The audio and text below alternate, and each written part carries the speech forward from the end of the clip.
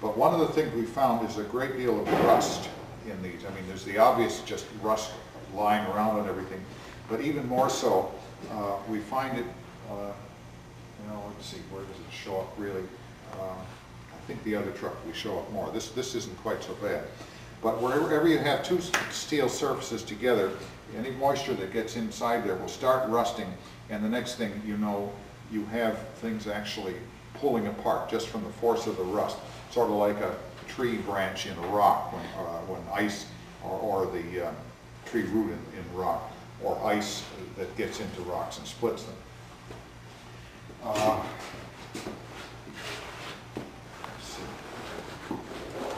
You can look in here, I think, how much that'll show.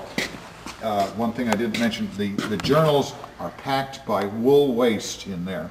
Well, that wool waste is turned pretty much to stone. It's not much good. It's wool saturated with oil, so we'll have to replace all that when we take it apart. We have some rust on this spring seat here, which is water's gotten in there and cracked the bottom of the case right away. That will have to be replaced. Let's look at the other truck. I think you can see this one's a little bit worse. Yeah, you can see it right here. There's what we call necking down has occurred right here. Water has gotten here and this bolt has rusted away, so instead of being this big in diameter, the actual effective part is only that big.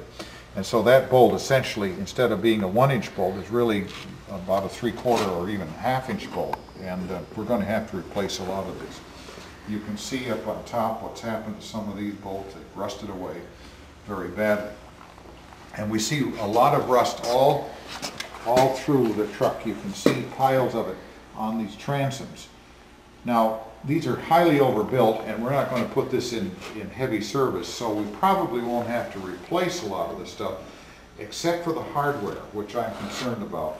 We found that they bolts tend to crystallize. They've lost a lot of their original strength, and you can see right here that there's a piece of 5/16 to 3/8 steel. It's almost gone here. So we take these off and replace the hardware over time, and that's a lot of beating and banging and heating and so forth that takes to do it. We will probably, like a piece like this, which is for the adjustment on the brake lever, we'd probably cut these ends off and weld a new part on here and preserve as much as we can of the original. And that's something that we will say time and time again. We'll preserve as much of the original as we can, because some of the materials are hard to get, and different shapes of hardware they don't make anymore.